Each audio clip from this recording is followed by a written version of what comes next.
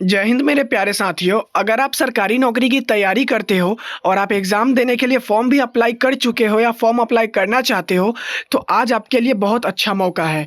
मैं आपके लिए यहाँ पे 15 क्वेश्चन लेके आया हूँ और आपका लेवल चेक करूँगा कि इतिहास से सॉरी आपको अर्थशास्त्र से यानी कि इकोनॉमिक्स से आप कितना क्वेश्चन सॉल्व करने की क्षमता रखते हो। मैं आपसे 15 क्वेश्चन पूछूंगा और कितना क्वेश्चन आपका सही होता है आप अपने ध्यान में रखिएगा और जाते-जाते लास्ट में वीडियो के कमेंट में आप बता के जाइएगा। आप देख सकते हैं यहाँ पर मैं आपको 15 क्वेश्चन पूछूंगा जिसमें से आप 5 का भी जवाब नहीं दे सकते हो। मेरा ये चैलेंज है कि अगर आप 15 में से 5 का जवाब दे देते हो तो मेरे तरफ से आपको इनाम मिलेगा।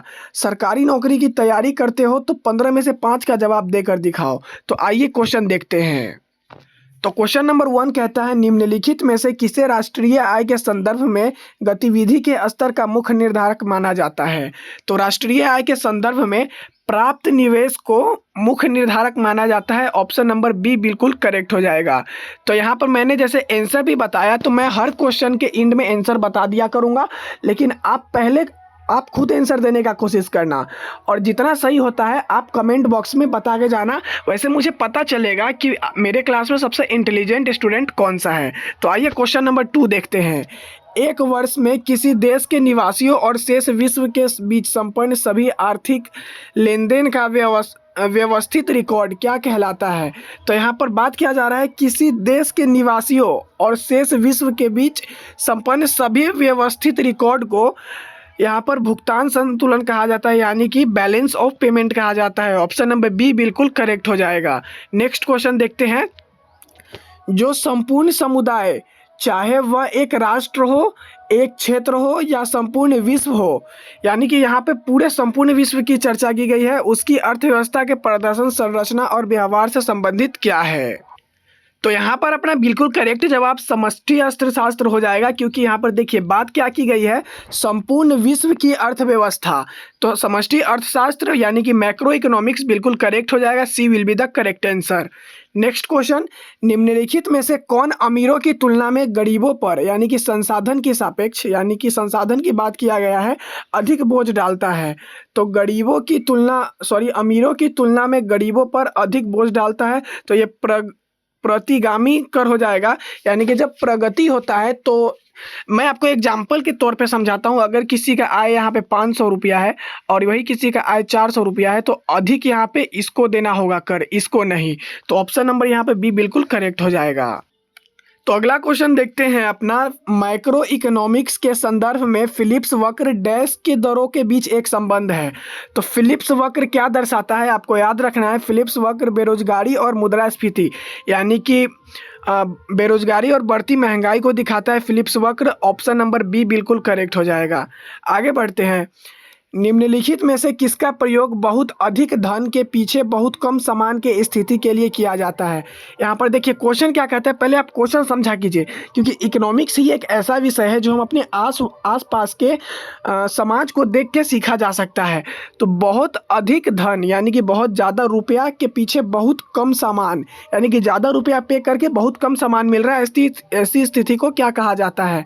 तो यहाँ पर मांग प्रेरित मुद्रास्फीति कहा जाता है, क्योंकि अगर किसी चीज़ का मांग बढ़ता है, मान लीजिए किसी फल का दाम बढ़ रहा है तो उसका महंगाई भी बढ़ जाएगा।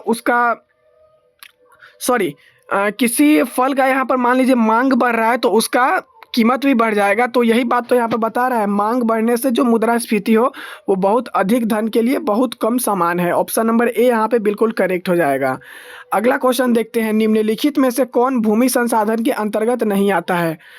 तो यहाँ पे भूमि उर्वरता आता है, भूमि का स्थान आता है, भूमि की संरचना आता है। ऑप्शन नंबर डी बिल्कुल करेक्ट हो जाएगा। उपयुक्त सभी भूमि संसाधन हैं। एक एकाधिकारवादी अपने लाभ को अधिकतम करने में सक्षम होगा जब, किस स्थिति में एक एकाधिकारवादी अपने लाभ को अधिकतम करने में सक्षम होगा। तो यहाँ पे बिल्कुल करेक्ट जवाब ऑप्शन नंबर डी हो जाएगा। उसकी सीमांत लागत सीमांत राजस्व के बराबर होनी चाहिए, तभी वो अपने लाभ को अधिकतम करने में सक्षम होगा। 9th क्वेश्चन, निम्नलिखित में से कौन सी वस्तु अन्य की अपेक्षा सबसे अधिक आय मांग लोच द्वारा अभिलक्षित है। तो यहाँ पर आप चारों ऑप्शन पढ़ के देखिए, कार, दूध, धान, तंबाकू। इसमें से सबसे ज़्यादा कार की आय होती है, कौन सी वस्तु अन्य की अपेक्षा सबसे अधिक आय मांग लोच अभित करती है? हाँ, देखिए कार का जो मांग होता है वो अधिक होता है और इसकी जो आय भी होती है वो भी अधिक होती है। जबकि अगर मान लीजिए यहाँ पे दूध ही है, दूध का मांग भी अगर हाई होता है तो यहाँ पे उतना ज़्यादा इसका आय नहीं होता है। तो ऑप्शन नंबर यहाँ पे ए बिल्कुल करेक्ट हो जाएगा। 10वां क्वेश्चन देखते हैं, निम्नलिखित में से कौन सा आर्थिक विकास का संकेतक नहीं है? तो आर्थिक विकास का संकेतक यहाँ पर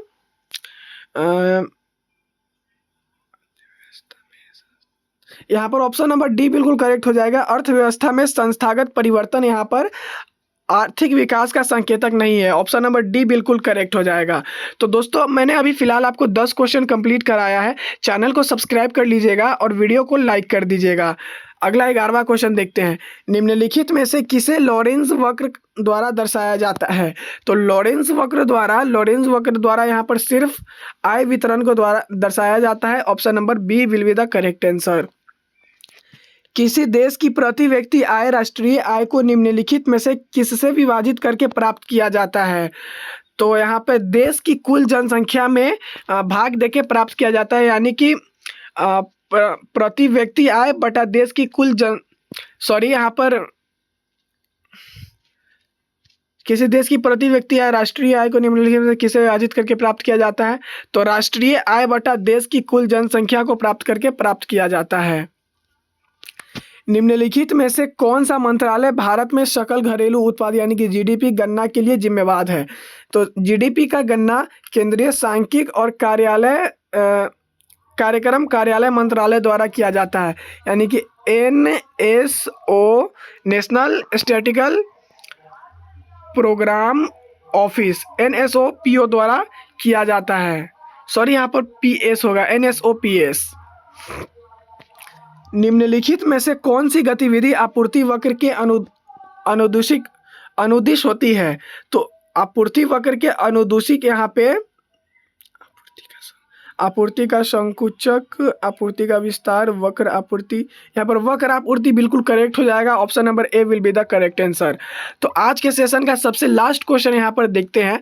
15वां क्वेश्चन क्या कहता है, वितरण के आधार पर संसाधनों को निम्नलिखित में से किसमें वर्गीकृत किया जा सकता है?